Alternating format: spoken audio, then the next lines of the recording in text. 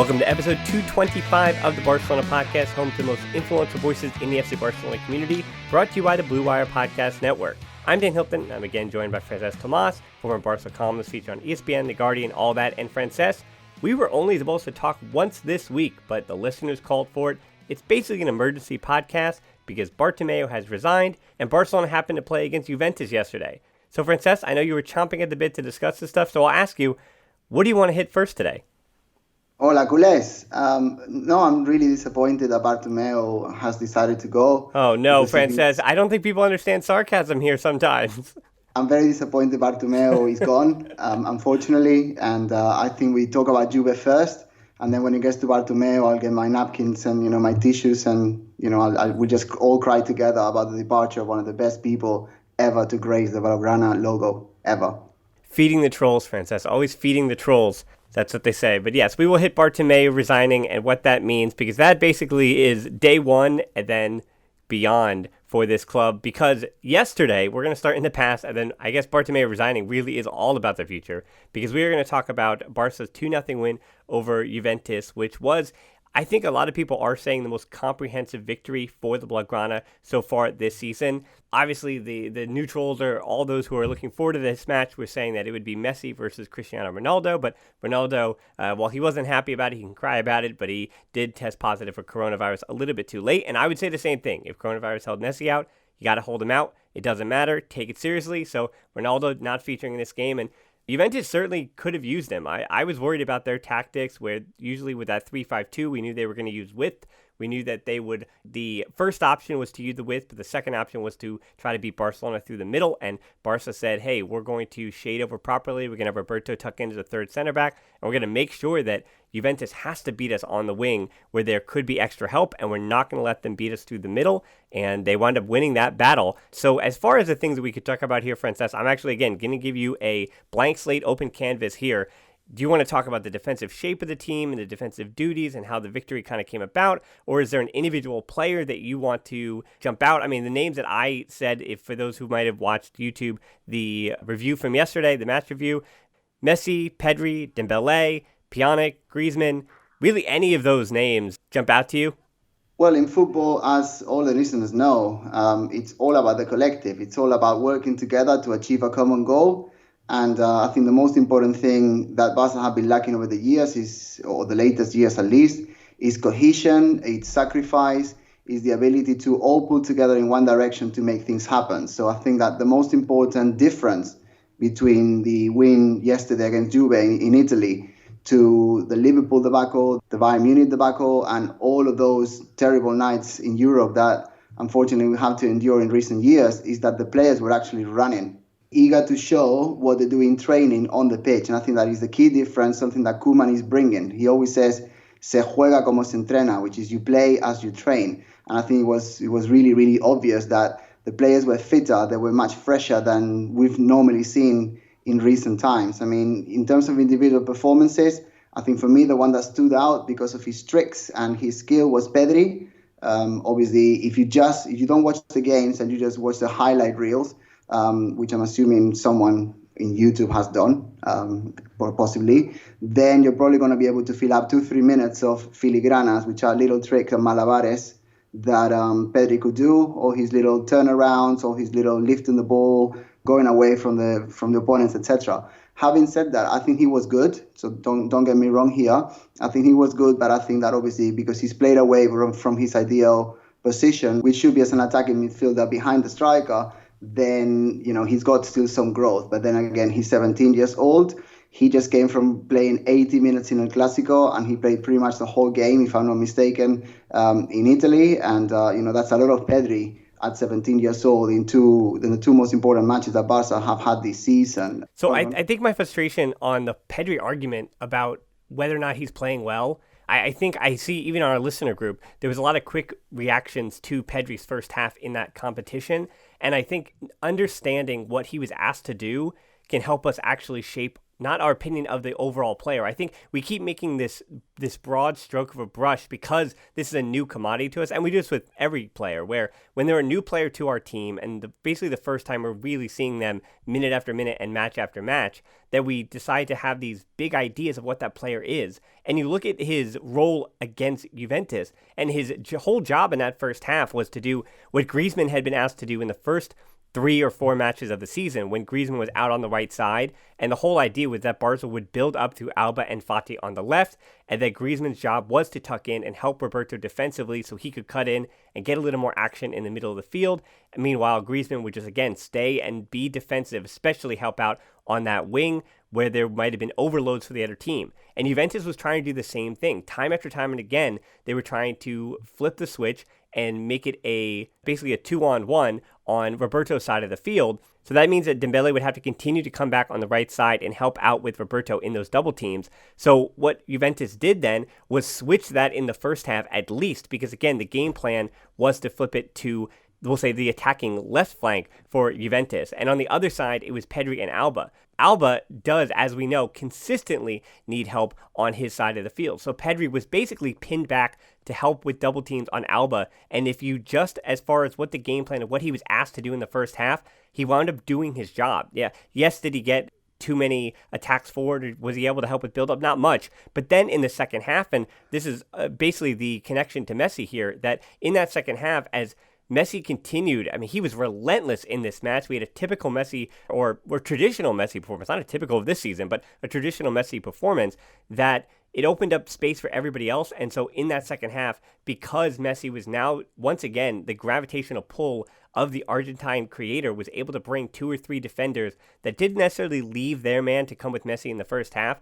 He created such a gravitational pull as Juventus started to tire in that match. And as you had mentioned, Barcelona being a little more hardworking was helpful to wear down the opponent in ways that they usually don't. So again, with a tired Juventus, they're more likely to bring that help on Messi, and that opened up space for Pedri. That allowed Busquets to drop deeper and continue to just sit in that Busquets spot and not be stretched out, because he didn't have to worry about Juventus coming with the same kind of pace on a counterattack that we've seen so far. So again, Messi, his pull and his ability does make it easier for everyone else, including a Pedri. But I'm a little frustrated with the idea that we've decided what player Pedri is, and we don't necessarily think about what is asked of him. And I think not that you've been doing this at all, but I'm also kind of annoyed at the argument that we keep having about Pedri, that every time you say his name, you have to bring up Puig.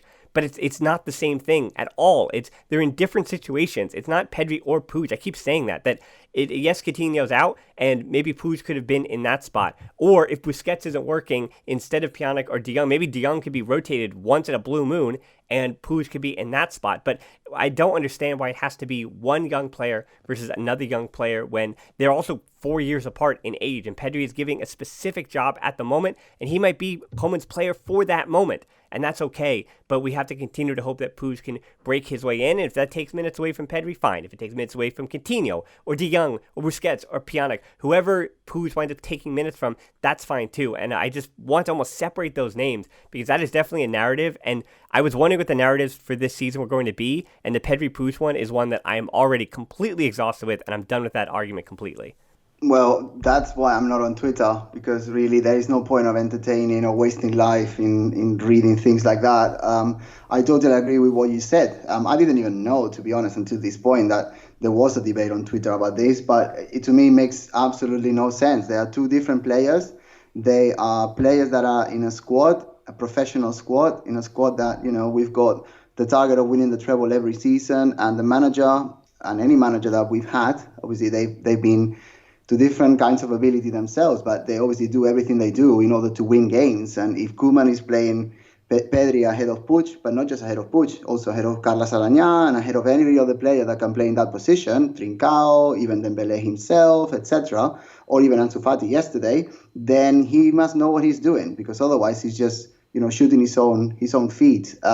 Sacrifice, understanding of what the job is, able to meet the demands of the manager, fresh, resilient. I think that Pedri showed loads and loads and loads of skill yesterday.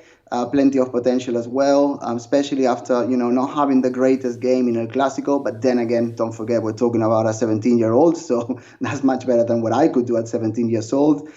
Just before recording, there was a tweet from, well, not a tweet, I'm not on Twitter, but there was a Facebook post from Andres Iniesta, and he was reminiscent of his first game in the Champions League.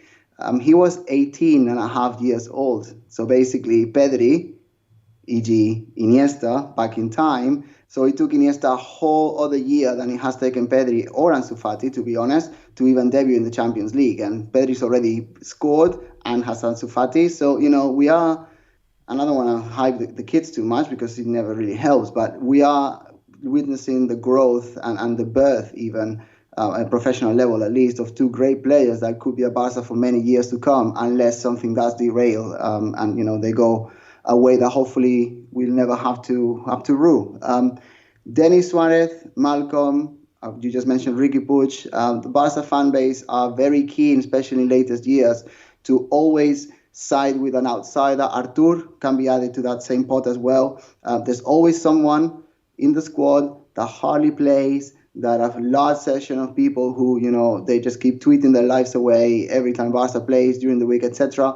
And they always have to, pick a bone and just defend someone who then, when they leave Barca, they don't really play in the teams. I mean, Malcolm went to a Russian team. He's playing, but he's not doing anything spectacular. No other club in Europe has tried to sign him, as far as I know. Denis Suarez, he's playing at Celta, which is a mid-table team in Spain, which I think is his level. Sorry for the great Denis Suarez fans we may have in the listener group. Ricky Puig, obviously, he's still with us. And then Artur, he was, the rebirth of Xavi. It was the second coming. It was like Joseph had come home, etc., etc., etc. But obviously, he played, 10 minutes against us? And he's been criticized by his manager, who, I think he knows a thing or two about football. There's some Andrea Pirlo. I don't know if he's got any clue about what he's talking about. And I think he's just a wine drinker, right? Isn't he the wine connoisseur, or is he the football guy? Yeah, or a hairdresser, one of the two. Right. Definitely not one of the greatest players in football history. So this guy doesn't play Artur from the beginning, and he gives him 10 minutes in arguably the most important game of the season. So really, I think that we need to start trusting our managers. Definitely Ronald Koeman, a Barca legend that is a Champions League winner. He's got nearly 20 years of experience coaching. He's coached alongside, I'm not saying he's great, but Van Gaal. He's coached the national team in Holland. He played under Johan Cruyff for 10, 15 years. He's been surrounded by all the Dutch talent throughout the whole of his career. Let's just trust him. Let's just hope that he knows what he's doing. And we just have to keep moving. I mean, honestly, we have been not that great in Europe in the last 4 years. We played a game against Juventus in Italy. We have been vastly superior throughout pretty much the whole match. I think that if Griezmann has his shooting boots on, then we probably would have won that game 4-0 at least. Obviously, granted, if the VAR and Morata knew what an offside was, then probably they would have scored another 2 or 3 as well. But, that's a different story. But ultimately, it's a great win under the European spotlight. And, that we shouldn't be here, or the fans shouldn't really be nitpicking at what it is. Let's enjoy it for what it is. There's always going to be talking points. But, Messi had a great game. The team played collectively strongly. They were much more resilient, much more physically ready than they have been. And I think we should just be celebrating we got the 3 points for once. Yeah, I agree with all those things. I mean, there are other things to talk about, whether it's Griezmann, Dembele, Pjanic, as I said, that'll be coming up after the break. All right, now I know everyone's waiting for Bartomeu. Now, you know how I am. I would like to move on. I just want to mention real quick, as much as I would like to talk about Griezmann, I thought he was really good. Dembele, nice to see that he got a start. You and I both, I think we had said that it was Dembele. I unfortunately kind of flipped my mind at the last minute to Trincao, but I'm glad that Dembele was the choice. And then, as I said, Pjanic. I just want to add the quick little thing about Pjanic here that we're not going to be talking about him much because much like the rest of the midfielders, that the midfield at Barcelona this season, the double pivot has so much of a brunt of the defensive duties and the job that they have to do and cover so much ground this season where you're going to feel like this defensive duo, whether it's De Jong and whoever might be next to him, Pjanic or Busquets, that they're stretched out, and it's going to be difficult for them to have fantastic performances just because of how much is being asked of them. But I think it's a little bit of an indictment of Busquets here that, yes, he came on late and it was helpful that that game was going at a slow pace, but that was the kind of pace that Busquets needs to have in a contest for him to be able to really thrive the way that he's used to this season, where basically any other team that is going to be able to attack Barca through the middle. And this is the big thing that Pjanic allowed Koeman to do. He and De Jong, it was really interesting to see that they basically stayed on the same plane within about 15 yards of one another, where we keep seeing this season where Busquets is actually stepping further forward when Barcelona is trying to press the ball back. And that might just be because he cannot. Maybe it's easier that Busquets his best quality is that anticipation he has. So by having him a little bit farther forward than De Jong when Barca is pressing, it allows him to anticipate and do what he does well to try to get the ball and get in between the ball in that passing lane. But once Busquets is bypassing, he just doesn't have the ability to get back and cut out counterattacks the ways that not to say they used to, but certainly cannot anymore. And for Pjanic, it was interesting to see that instead of having Pjanic a little bit more forward than De Jong, he did at times on the press, but by and large, Pjanic stayed basically on the same plane within 10, 15 yards of De Jong, and they just shut down. They created this little mini wall and shut down everything going through the middle. You wonder why Dybala, and yes, it was at Lenglet, it was Araujo actually that was contending with Morata for much of the first half, and Morata lost that battle with Araujo, and then in the second half, that kind of switched to Lenglet. But for Lenglet, in that first half, he was tasked with coming forward and cutting out Dybala touching the ball, but Dybala, the ball never even really reached Dybala much because Pjanic and De Jong were suffocating the middle of the field. So that was really what the game plan was, and then having Griezmann drop in as well defensively to help in the middle while Messi stayed forward and then Messi kind of rotating. It makes you wonder what's going to happen when Coutinho comes back, because as this match again indicated, Griezmann, Coutinho, Messi doesn't really all fit together. That's going to continue to be a problem. And as far as Griezmann and Coutinho's and big signings, I guess I'll let you respond. I mean, you've kind of already put a final note on this match, but if you want, we can transition Griezmann and Coutinho into talking about big signings. And who made big signings, Francesc? I think there was a former president of Barcelona that we can credit for those big signings. Well, yeah, he made several signings that were super expensive. Some of them worked out fairly well. Several others did not. The last thing I want to say in the match before we go into that is just that Serginho Dest was arguably the best player in El Clásico and did not feature at all in Italy. I think that is because Dembélé started. So I just want to make a point about the fullbacks here. Jordi Alba, he was zooming forward constantly. I think he had a decent game by his standards. I think he had a great game based on his recent standards. You were talking about the midfield double pivot. I'm not going to repeat what you said, just to add that I think they're going to be the sacrificados. They're going to sacrifice their own individual shine, if that makes sense, so that the rest of the team can work. Without that double pivot, obviously they need to pass the ball better. They were a little bit sloppy in possession, but I think that will come with time. Whether it's Pjanic with De Jong or Busquets coming on, even Carlos Araña or Ricky eventually coming on as well, I think that whoever plays there needs to be like the old Makelele of Real Madrid of the Galacticos, just doing the dirty work so that everyone else can shine. A little bit like Rakitic used to do in 2015, 2016. So I think that's going to be the role. And by them doing that and not having individual protagonism, so the top four can do what they can do simply because they know they're more protected going, from the back. Then Jordi Alba zooming forward, I think that the whole point of playing Pedri from the beginning is that Pedri will be able to associate better and even defend and drop back whenever Jordi Alba zooms past him, which fortunately was very often. But if you've got that on the left back, then on the right back, you cannot really have Serginho Dest because you've got Dembélé up front. And Dembélé is another player that just zooms forward, obviously from a winger position, not a fullback position. But if you've got Alba, Dest and Dembélé, that would unbalance the whole of the game, which I really do think is why Koeman did what he did. Yep, I think that's where we can leave it. That's a good point. I think things were, again, positive on the field.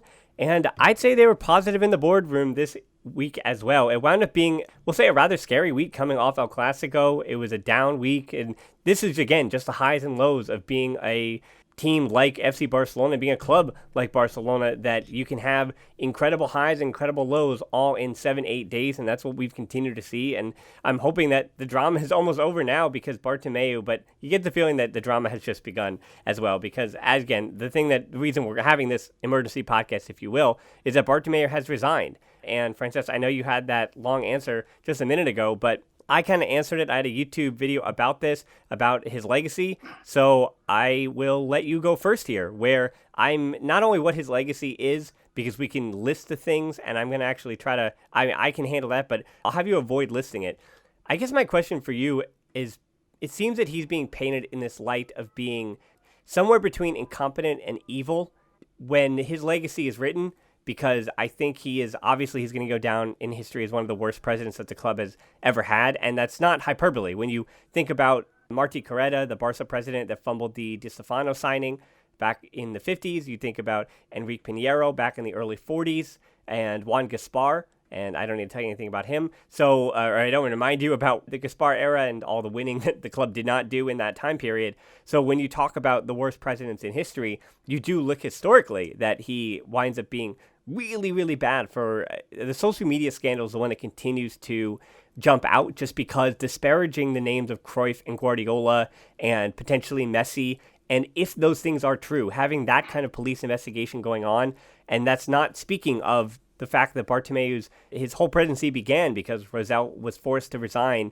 and the club was forced to pay close to 5 million euros because of the issues involved in the dark money, as I've always kind of alluded to, involved with the Neymar signing. And then you have where the Goldman Sachs potentially sends the club in the future. As I said, the relationship with players. Again, getting Messi, the greatest player who've ever laced up a pair of boots, to hate you with that vitriol that Messi hates him with is something difficult to do. And then all of the bad signings that you've alluded to some of them, but whether they were for 100 million euros or whether, as you always like to use our punching bag Douglas, whether they were 3 million euros or they were 120 million euros, it just continued to be a few good signings, yes, maybe in the last 2 years, and 3 good signings back in 2014 in Rakitic, Suarez, and Ter Stegen. But other than that, it has been a wasteland in the transfer market, because you have a businessman who not only did he not know the business of football, but he didn't know about the football part of football. So it seems like there was no sporting project whatsoever, and that winds up being the indictment that the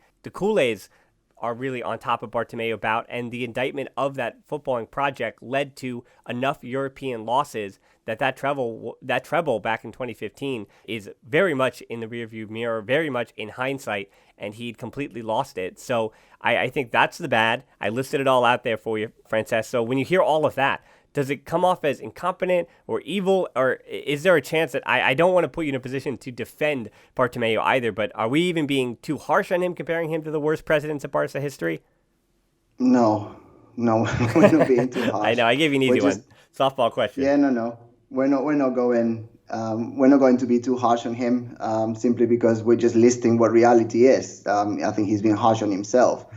He inherited one of the best Barcas in history, from his friend Sandro Rosell, who, not many great things happened with Rosell on an economical perspective, and I'm just going to leave it there. To be honest, at the end of the Laporta era, that didn't happen like that either. But at least both Laporta and Sandro Rosell both knew football. They were football men. They were culés from the beginning, from birth, from the whole of their upbringing. They understood the business of football, not just the economical side, and they surrounded themselves by great people. Obviously, with Laporta, with Guardiola, Chiqui Begiristain, etc. Sandro Rosell was part of that Laporta team. Then, obviously, they got annoyed with each other, and obviously, they must know better than anybody else why that happened. Bartomeu was just El Delfín, so the dolphin, under Sandro Rosell's era. And then when Rosell left, because he ran away, again, only he knows why, then Bartomeu got thrown into the presidency. So he was our president for far too many months without actually having been elected. Then he got an election, but because the team was not disastrous at the time, I mean, you've got Xavi, you've got Iniesta, you've got Puyol, you've got younger Piqué, etc. So the Socios decided that Bartomeu should stay, and then they gave him another 4 or 5 more years. And, because of the inheritance that he got from Laporta and Rosell, then Androni Zubizarreta was the sporting director at the time. Again, he's no Monchi, from Sevilla, who is the genius of sporting director. But and he made several terrible signings, and that's when Barca started to not being able to sign people properly, or signing average players by superstar money. But at least under Zubizarreta, Ivan Rakitic, Luis Suarez, Marc-Andre Ter Stegen got signed. So you can say that, it wasn't all bad. But then once Abidal arrived, then everything went downhill. I just think that Bartomeu is just sportingly incompetent. He didn't understand at the time what the business of football was, and I don't think he still does. But when you need to know what your limitations are as a leader, and if you know that you never really played football. I mean, this is a guy that supported Espanyol growing up. He even played for Espanyol as a basketball player. So that tells you two very telling things: basketball, not football; Espanyol, not Barca. But put that to one aside. Then he surrounds himself by largely very incompetent people. Luis Enrique was a signing that, he was a Barca captain. He's a Spanish international. He's someone with charisma, someone with, cojones. And he led Barca to one of the best wins in 2015 in Champions League history. But then again, he had Luis Suarez inherited. He had Neymar inherited. And he had pretty much all the other greats, Messi, Xavi, Iniesta, pretty much at their peak, surrounded by Marc-Andre Ter Stegen, signed the year before that, and Rakitic signed with Arreta's blessing the year before that as well. So they managed to get a very strong team together. But then from that point onwards, they just spent so much money in average players that it's just nonsensical. You've already alluded to this, but every single season, on every couple of seasons, we tend to throw away 10 million, 5 million, 6 million to some Brazilian nobody, like Douglas, or recently Mateus Fernandes, who is one of the Barca squad players for this season, signed for 10 million euros. And I don't want to be too harsh, but I would be surprised if his grandma knew who he is. So there you go. That's what Bartomeu has continued to do. Lots of players signed, given a chance ahead of La Masia youngsters, and signed for stupid amounts of money. And then, which you think is the most decisive point, signing players like Dembele, Griezmann, and Coutinho at incredible prices, pretty much throwing away all the money that we got back from Neymar when he ran away to PSG, which, by the way, why is Neymar running away to PSG? Well, because he's not entirely happy by the way that everything has been handled. Had a footballing president with more of a clue about football being in charge, then he could have found a way to keep Neymar, maybe. I'm not blaming Bartomeu entirely for this, but who knows what would have happened. Then, and it's what Victor Font has been saying lately, that we've been saying for many years. You've got people like Xavi, Guardiola, you've got Puyol, you've got Barca greats over the years that have got nothing, Victor Valdés, for example, that have got nothing to do with the club. They don't really want anything to do with the club, and you need to wonder why. And I think the reason why is because they don't think that their values, their expertise would be either appreciated or nurtured under Bartomeu. So because of all of those reasons, and I'm forgetting, I'm not forgetting, it's because you've already mentioned it, but all the economical disaster, all of the antagonism, which pretty much the vast majority of the fan base, because let's not forget this, during the coronavirus pandemic, in which there were restrictions incredibly strongly applied all around Catalonia, all around Spain, 20,000 socios who, traditionally they don't really like moving too much, but 20,000 of them went out of the way to have a Museo da Censura against Bartomeu. That's everything you needed to know. And I think that,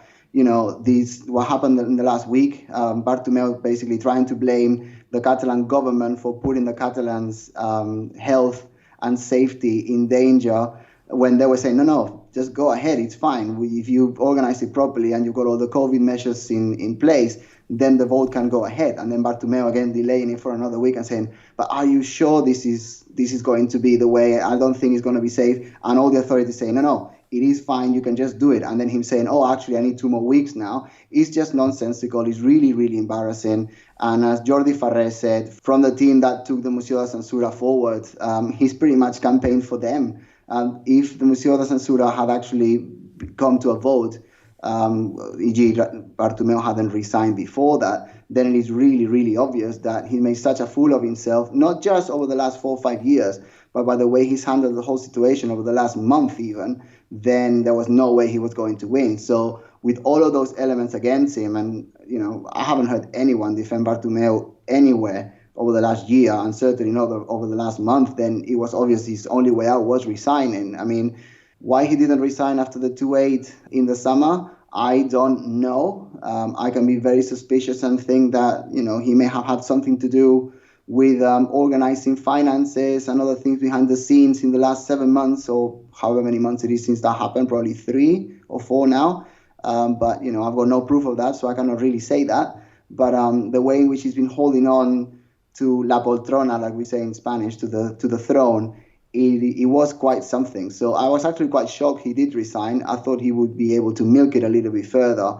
But with even the Catalan government saying, no, mate, just organize the vote and see what happens, then the last people he thought were his allies, actually not allowing him to hold on any longer. I think that's the last straw that made him jump.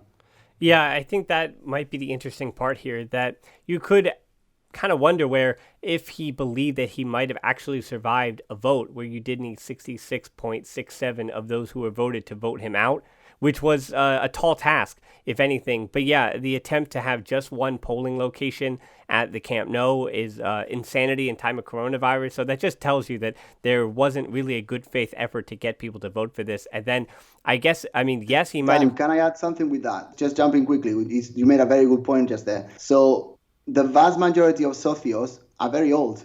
They've been socios for the last 50, 60 years. These are, I don't have the exact numbers with me, but obviously I've been to the Camp Nou a trillion times. So the vast majority of socios, which are the regulars that go to the matches all the time, and obviously they are club members as well, that's what the word means. They're all, I would say, in their 60s, 70s, even 80s, the vast majority of them. So these people, had the vote gone ahead, the families really wouldn't have let them out of the house and risk the coronavirus infection, pandemic, call it whatever way you want to call it, to actually go to vote. So, and these would have been the people who, they've seen Barca be much, much worse than what we are right now. So they are the ones that would say, actually, we could just give Bartomeu another 5-6 months to finish what he started, etc. In other words, the older socios, in my experience, they are always the most conservative ones. And if these ones were affected by the pandemic, or they are the most vulnerable to being infected once they're out of the house, then not all of them would have been to vote. So 66% of the people who voted, which obviously would have been the younger socios, I think it was very possible. And Bartomeu must have done his maths, which, to be honest, is one of the few things that he claims to be very, very good at. And he's seen that the only way out was to jump now. Yeah, that's the point too, that, in the time of a pandemic, the people who are going to choose to vote and actively want to vote are most likely those who are voting to get him out, in the same way that the same thing happened with those signatures, where people actively wanted to make sure they put their name to paper to show that there was a referendum needed to be happened. So, that's how that all went down. I don't think we're going to harp too much about his press conference, 45 minutes, where it was a lot of blah, blah, blah, blah, blah. And he did mention, hey, everybody, I'm leaving. The club is in financial ruin, and there's a European Super League on the horizon. So we're not going to talk about that European Super League because there's a lot of moving parts there. We don't know where that's at. And basically everyone, all the other global, after the news had come out from Liverpool, I believe it was Manchester United, but when they had come out about how much resistance they're getting in England, for Barcelona, they still have to have the socios, the vote, the members of the club still need to vote on that for Barcelona to take place in the European Super League. So we've also heard about that for the last 10 years or so. So it was something interesting for him to kind of pop in at the end, I think, just to add a little bit of chaos and make sure that we were talking more about the European Super League than we were about Bartomeu. That seems to be a little bit of politics there. So what's next, though? I think that's the question. That's why we had Emergency Podcast here. And I will say it's a little complicated, but as I had on the YouTube video, we do know the basics per Article 35.4. I know we're already going to sleep here, but per Article 35.4 of the statutes of the club, a management committee now replaces the board of directors. That's the big question we keep getting. Who's in the management? Yeah. Who's on the management committee? And now there is more transparency about who that is. The Economic Commission president, Carlos Tusquets, that's not Busquets, but Tusquets, who, fun fact, was as what you keep seeing, he was a 27-year-old when Josep Luis Nunez named him treasurer of the club. So he had a pretty big position at just the age of 27. It was a position he held when the team signed Diego Maradona for what was at the time a world record fee, and he will be leading this management committee. Now, this committee is made up of members of the Economic and Disciplinary Commissions, and I understand, listeners, if you don't know a single person or even what those commissions or what those committees do at the club, totally fine. But it is a group that is going to be created with a minimum of 7 members, where there are current members of the board that could serve on that committee because they resigned and were not voted out by the vote of no confidence. But I also think that is not highly debatable that they would do that, but I don't think that's going to happen. Anyway, they then have, that being the management committee, has 3 months, so basically until the end of January, to call for an election. And you do say, well, I thought there was an election that was going to be in March. Why jump it ahead to January? Well, A, it's about principle, and B, it's the fact that even though the elections were going to be in March, that transition of power wouldn't have been until July. Now, because it's just a management committee, having an election in January means that transition of power will happen much, much quicker. Not January transfer window quick. And I also think when this management committee and when the new board does look at the finances, I think you're going to find that there is 0.0 or negative money available for the January transfer window. So I would throw that idea out. But again, the end of January is the latest an election can be called, but it could be sooner and probably should be and will be sooner. So this means that instead, again, of having the elections in March, as originally planned, there's a new transition of power. Now, who will be the next president? That obviously is the other question why we're having this emergency podcast. Now, at the moment, the 5 pre-candidates are Victor Font, Tony Freixa, Augusti Benedito, Jordi Ferrer, and Luis Fernandez. Now, Freixa, that's a name that you might not be too familiar with. He's been associated with Bartomeu and Rizal and twice before has resigned from positions with the club. So do with that information what you will. Benedito is most known for the 2017 attempt at the vote of no confidence. Jordi Ferrer, as Francesc already mentioned, got his name recognition from the leader of this vote of no confidence, so that has helped him quite a bit. And then Luis Fernandez is a Catalan businessman who is trying to serve as a unity candidate for the different factions of supporters that may exist in the club, though I find that the socios and the supporters, due to how negative Bartomeu was, wind up being a little more unified than they would have been even under, say, Laporta. And you wonder, Dan, why didn't you say he was one of the 5 pre-candidates? Because he has not yet officially announced anything yet, but you get the sense that it is only a matter of time, and it will eventually lead to Victor Font versus Laporta, and we'll see what happens with all of that. Now, the 2 other names that Dermot Corrigan of The Athletic did report as potential candidates, Javier Villajuana, who just resigned as a board member. He was a director of Barça B and the Femení, which are actually 2 areas of the club which I can't criticize too much in the last 2 or 3 years, but that's still going to be an uphill battle, having been a part of Bartomeu's board, as well as Jordi Rocher, who we've heard about a bit about before. His name does pop up. He is a former Girona president and the boss of the Catalan Federation, or Catalan Football Federation, and he is apparently being backed by Rizal. So again, I wonder how much. And this is crazy that we're winding up talking about more politics than we are actually talking about the sporting project of the club. But we know that Victor Font and Laporta and the nostalgia, and then Victor Font with a pretty comprehensive plan about what he wants to do with the club. I know I said a lot of other names in there, but I think that's what always surprised me, Francesc, that we hear the names that, again, Twitter or YouTube or even Sport and Mundo Deportivo, and the names that are kind of regurgitated to us. But this is a political campaign happening in Catalonia, where those of us around the world, including even yourself, are not going to actually be there to see face to face. So you do wonder if the name Senator Rosell does still have a little bit of push or a little bit of power, that a candidate like a Rocha or a Freixa might have some ability to get their name in there. But I mean, I still feel like, and I think you get the idea even from the Catalan media,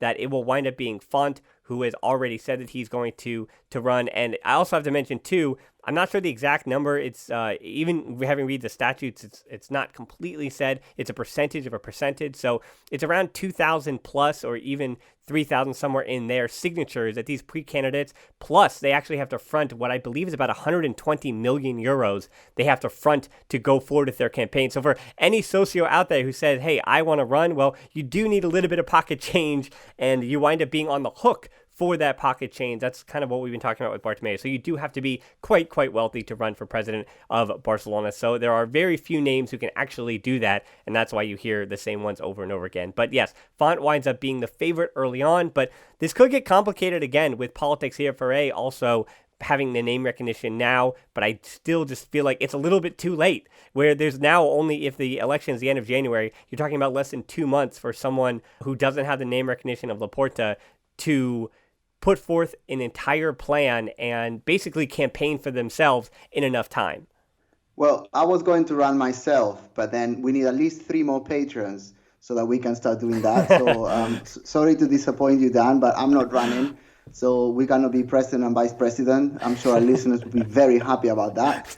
Now, about all the names you mentioned. So being the Barca chairman, being the Barca president, is a very sweet thing to do from a social perspective. If you're a businessman, obviously, being a directivo, being a board member at Barca gives you a lot of prestige, regardless of what business you're normally in. Joan Laporta, obviously a lawyer, a successful businessman that you've mentioned already today. So working for Barca or being associated for Barca, even if it's just for 2 or 3 seasons, then gives you a lot of proyección, gives you a lot of gives your name a lot of weight in the Catalan Spanish socialite sort of movement. And as a businessman, that is something you can carry on forever. I mean, for example, Josep Maria Minguella, who was associated with Barca 25, 30 years ago, is still milking it by going to TV and being a pundit and doing all his other businesses through that. So popularity, if you can make it to be a Barca board member for 2 or 3 years, and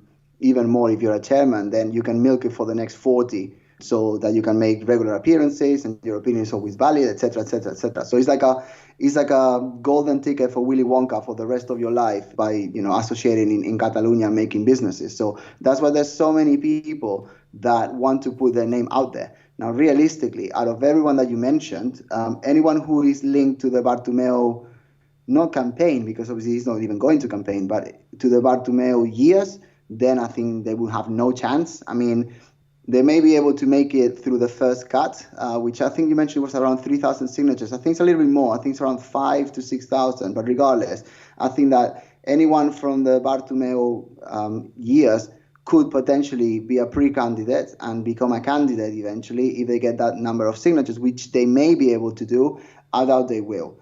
Now, anyone who is unknown to the public right now, like Villajoana, to a degree, obviously. When I say the public, I mean the socis, the Catalan socis, the one that watch TV3, which is TV3, which is the Catalan national TV channel, and Channel 33, Canal 33, and all of those. So if they are relatively unknown on a Barca perspective, they're not going to make it. I mean, Villajoana and Roda, they've been linked to Catalan football, but I don't think they've got enough pull to even make the first cut. I'm not even discussing the economics of it, because obviously the aval, the amount they need to have beforehand is extraordinary, as you've already mentioned. Benedito has been involved in the last 3 Barca elections, or 4 to my knowledge, and he's never really got very far. He's been a candidate on the last 2 or 3, I believe, but he pretty much was... sorry to say, but a bit of a nuisance taking votes of other people. Yeah, he winds up getting about 5% to 7% of the vote every year, which obviously is enough just to cause a little bit of havoc in the final numbers, but not actually be a part of it. Yeah. Exactly. So it's pretty pointless. So Benedito, in my eyes, has got no chance.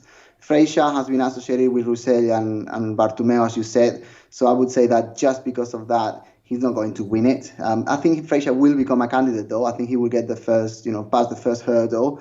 Jordi Ferrer has done very well by leading the campaign of the Museo da Censura, but then again, he didn't do it by himself. He started it by himself, but then the moment Victor Font and all the others tagged along, all the others minus Laporta, as you've already mentioned, tagged along, then obviously he got more strength, and that's why he has been successful. I think because he's been the one driving this forward, he will make the cut, but I don't think Ferrer is a serious candidate to win it all. So having said all that, there's only 2 candidates really. It's Victor Font or Joan Laporta. Joan Laporta will throw his hat in the ring very, very soon. I think it's pretty obvious by everything that he's saying, and not everything that he's saying himself, but everything that everyone who's been associated with Laporta over the last 10, 15 years is already saying, pretty much talking about it as if it was done already. So basically, official announcement will come soon, and then he will be a candidate. I would say that Twitter is not voting.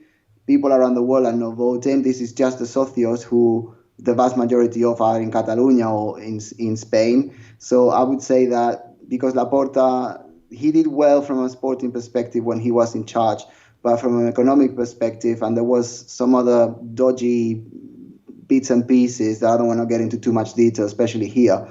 But no, I don't think Laporta will have enough support from the socis, who ultimately are the ones that will be voting to have a majority. So I think that Victor Font, for now, is the clear candidate because he is clean. Basically, he's not been linked to Laporta or Rossellini in the past. He has been for many years now. I want to say at least three or 4 years. He said that he will push towards being a candidate. I think the fact that he's not really said anything out of the ordinary, really. He hasn't said anything too controversial either way. He's just pretty much pledged to the Pep Guardiola, Xavi Hernandez, Johan Cruyff philosophy of La Masia first, basically, and playing attacking football. And that's pretty much all that he said, to be honest. But I think that's the narrative that the vast majority of socios want to continue to hear and will definitely support. So at this moment in time, I think it's funds to lose, to be honest. But, it's going to be, I don't want to say it's going to be too long. I think that within the next month, 2 months tops, we should be able to have a new president. And I was going to say trust, but it's not trust. I hope that Carles Tusquets and the people in charge of the club right now see sense and they call the election as soon as possible so that the president coming has enough time to prepare not this season, because, from a structural perspective, this season is lost. It's just preparing the next one in the best possible light. And the last point I want to mention is, regardless of who wins, when they lift that carpet, e.g. they look into the accounts in a little bit more depth and they look at the state of the club, do not be surprised if the Bartomeu name comes up again. And I'm not saying anything else because I've got no proof of anything. I'm just sort of reading into the future as to what could happen. The moment that anyone coming in looks into what's going on, I'm sure that some questions will be asked. Leave it at that.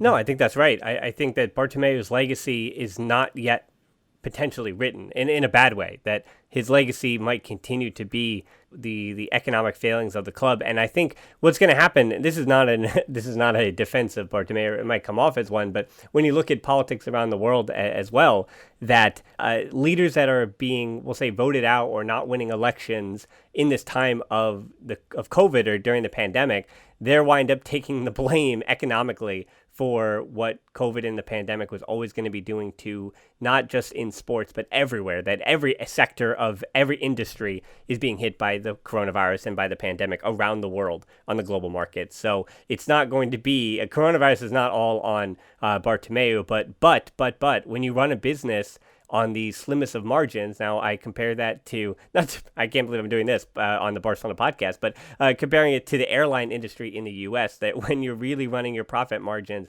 on the slimmest of failings or on the slimmest of resources to be able to pull from to save your own bacon, then you're going to wind up running in trouble when a global pandemic hits. Now, should you be prepared for a global pandemic economically?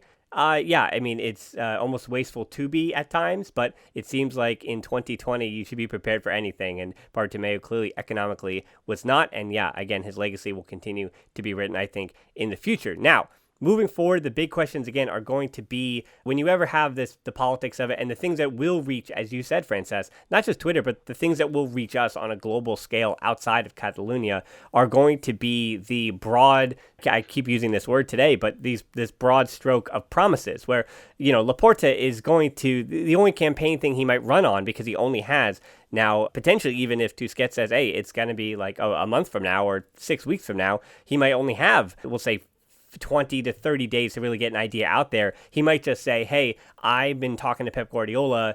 I'm definitely going to be bringing him back, and he's going to convince Messi to stay. And that's the only promise that Laporta is going to be running on, and he'll just say, hey, that's what's going to happen. And then Font might have his idea to say, hey, I'm not going to do that, but policy-wise, and here's my plans about the Espai Barca. And as far as the Xavi point too, Font wants Xavi to be either the manager or a main part of it, but I will add too that Xavi has given a commitment to his Qatari employers that he would stay there and continue to promote the World Cup in 2022 up until it happens, which is still more than 2 years away, which would still be a part, let's say Font does win, that's still part of Font's first time in charge. Now, would his Qatari employers allow him to, we'll say, do some reconnaissance from Catalonia as he's the manager of Barcelona? And would Xavi, being the manager of Barcelona and being in press conference asked about the Qatari World Cup, would that also just be very helpful to those who are trying to make the Qatari World Cup seem like a really great activity or a really great thing that should be seen in a positive light in world news? I'm going to leave it at that. But so how Xavi's future does fit into all of that is one of those big questions you're going to hear over and over again. But the immediate future does not involve Xavi. It does involve Koeman as manager of Barcelona for at least a year. And the whole question about Messi, it's interesting to know that because of the resignation of Bartomeu now in October of 2020, the question of will Messi remain for more than beyond this season has been completely ripped open once again. It's not saying that he's going to remain, but for me, and I think most of us, the thought was that it was 95% chance that he was going to leave. He said he wanted to leave this year. Why would he possibly change his mind? Well, if Bartomeu is out and Bartomeu was forced out, and now the club is something that he wants to be a part of moving forward, that could all change. So honestly, I know we keep hearing Xavi and Font. That could convince Messi to stay, but I think Messi is actually going to be the first domino here. So whether Font and Laporta, I think they both want to make the promise that Messi will stay, and that is going to be the first thing. The finances is going to be the first thing, and then Messi and his future is certainly going to be second on the docket. And I think every president is going to try to promise that they can get Messi not only to stay, but they can get a happy and motivated Messi to be part of the future as he reaches the twilight of his career and kind of fades his legend down, because we saw against Juventus, Messi is not done yet. Messi is certainly not done yet. We don't know how many more years. We can't begin to guess that, but all we can look forward is to the 2021-2022 season that Messi certainly is going to have more than enough in a tank to be a part of if he wanted to be. And I think I'll let you end that point, Francesc, because I think we've kind of run out of time otherwise. But if you just want to react to the Messi point, again, it's going to be Font, Laporta. I think we hit a lot of the main ideas here. Well, Messi will do whatever he wants to do. I think that he knew full well when he came out to speak earlier in the summer or late in the summer that his words were going to have a consequence. And the consequence, I think direct consequence, is that the Museo de Censura actually went forward and 20,000 people, 20,000 socis, mobilized themselves to sign it. So I think that if Messi doesn't speak the way he did and doesn't threaten to go the way that he did, then the Museo de Censura would have had it much, much harder to get the required amount of votes. So the English media was looking at ESPN, my previous employers there, and they were saying pretty much that Messi forced Bartomeu out, which I think is a bit of an exaggeration. But there is also, and you cannot deny that it is an element of it that, caused it as well. So will Messi stay? Honestly, no. I think Messi goes this summer regardless. I think that he knew full well that he was either going this summer or his contract expired next year. Then obviously he would just have a way out. Or not expiring, but he's got the clause to leave next year. And he's just going to exercise it, I think. Things need to be incredibly change and incredibly positive for Messi to want to spend, because it's his last great contract. Obviously he's not short of money himself, is he? But I think the challenge, and he was desperate to join Manchester City with Guardiola, Kun Agüero, etc. So I think the challenge of going, I think, will still be very attractive to him, especially if he's got that many millions attached to it. So something extraordinary needs to happen for Messi to want to stay. If that is Victor Font coming with Xavi as a manager, then so be it. I mean, you were mentioning about the Qatari employers earlier. I mean, I live 5 minutes from the Al Sadd Stadium, and word here is that if Barca come calling for Xavi, then Xavi goes. He must have a clause in his contract, or he must have spoken about it, and I think that is quite obvious. I think the key reason why he didn't leave this year is because Cazorla was signed by him. So he was just like, right, I just got Santi Cazorla to come to Doha, and then 5 minutes later I'm going to Barca, and then I'm leaving him here. So I think that personally, that is not something that Xavi wanted to do. But at the same time, guys, I'm sorry to say this, and I know I always say negative things at the end of the podcast. I keep doing this, but Xavi is an unproven manager. He is not leading the Qatari league at the moment. He had a great win over the weekend, 7-1 against the current leaders, but he's not doing, unfortunately, sorry to say, anything extraordinary with Al Sadd. I think that he's developing the players well. But other than that, he's not doing anything that makes me scream, wow, he's the best manager in the universe. There is nothing that I have seen by, the games that I've watched at the Al Sadd Stadium that makes you think that he will be the best manager in the history of Barca.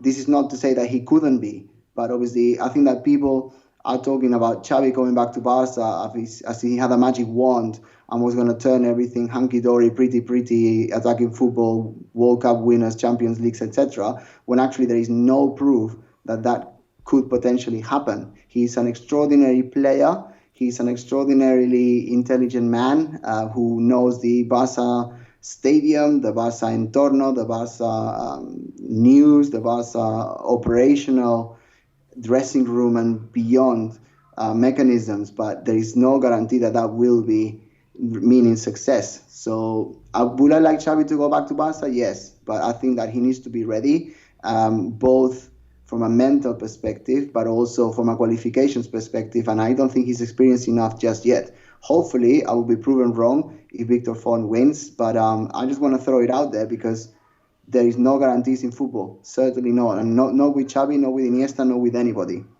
Well, Francis, I know you did your best to end this on a negative note, but Bartomeu, but you say that, but Bartomeu is out and Barcelona are first in their Champions League group, and that's how we had this Adversity podcast. So no matter what you could do, I don't think you're going to dampen any spirits of Culés today. So nice try, but we'll try again to dampen your spirits next week. Barca does have Deportivo Alaves coming up on the weekend, so if they lose 8-0 to Deportivo Alaves, well, we can be negative next week. But for now, again, I think it's positive things going on at the club in terms of what is going to happen moving forward.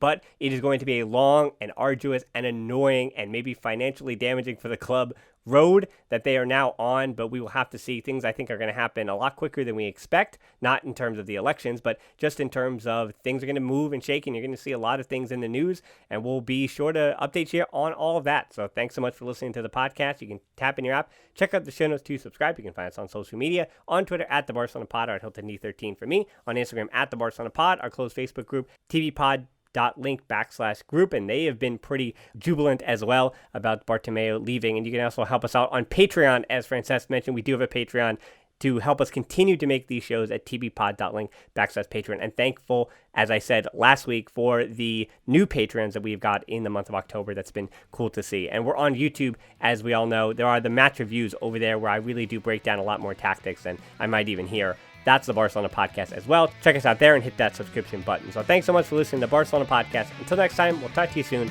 and Forza Barca. Bartomeu out. Forza.